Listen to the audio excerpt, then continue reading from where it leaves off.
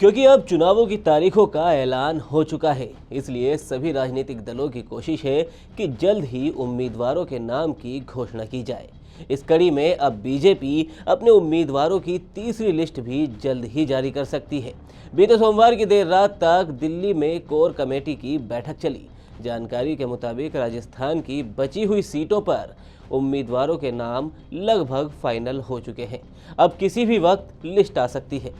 लेकिन सवाल यही है कि बची हुई 10 सीटों पर बीजेपी क्या अपने पुराने नेताओं पर भरोसा जताएगी या फिर इन सीटों पर नए नामों पर दांव लगाएगी। कहा जा रहा है कि लगभग 10 में से 7 या फिर उससे ज्यादा सीटों पर बीजेपी इस बार चेहरा बदल सकती है।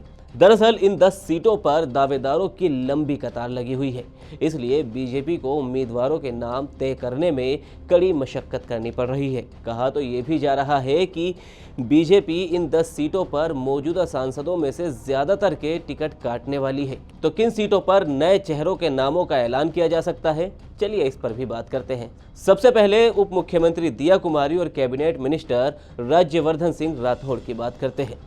दिया कुमारी राजसमंद से सांसद थी, जिसके बाद पार्टी ने उन्हें विधानसभा चुनाव में उतारा और अब वो मुख्यमंत्री है। जिसके बाद कहा जा रहा है कि राजसमंद से राजेंद्र राठौड़ या फिर मानवेंद्र सिंह जासोल को टिकट मिल सकता है।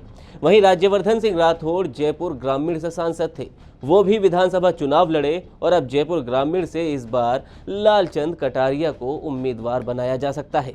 झुंझुनू और अजमेर ये दो ऐसी लोकसभा सीटें हैं जहां पर बीजेपी सांसद विधानसभा चुनाव में तो उतरे, लेकिन वो जीत नहीं सके।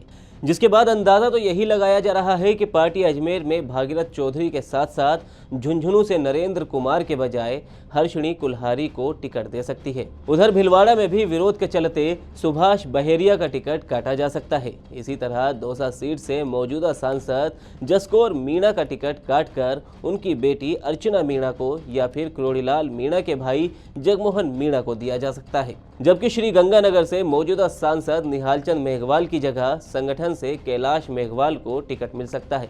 जयपुर शहर से रामचरण बोहरा का टिकट काटकर ज्योति खंडेलवाल, पुनीत कर्णावत या फिर अरुण चतुर्वेदी को दिया जा सकता है। इन सब के अलावा बाकी सीटों पर भी पार्टी के पास कई नाम हैं जिन पर पार्टी भरोसा जता सकती है, क्योंकि कुछ ही महीने पहले राजस्थान में विधानसभा चुनाव हुए थे, जिसमें बीजेपी ने 7 सांसदों को मैदान में उतारा था।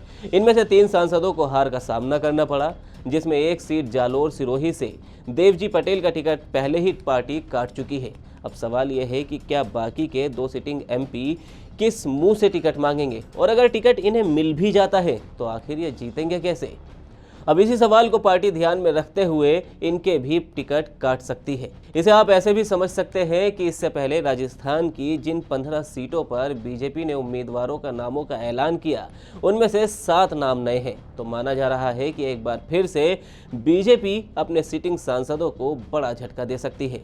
आपको क्या लगता है कि बीजेपी इन 10 में से कितने सीटों पर नए नामों की घोषणा करेगी?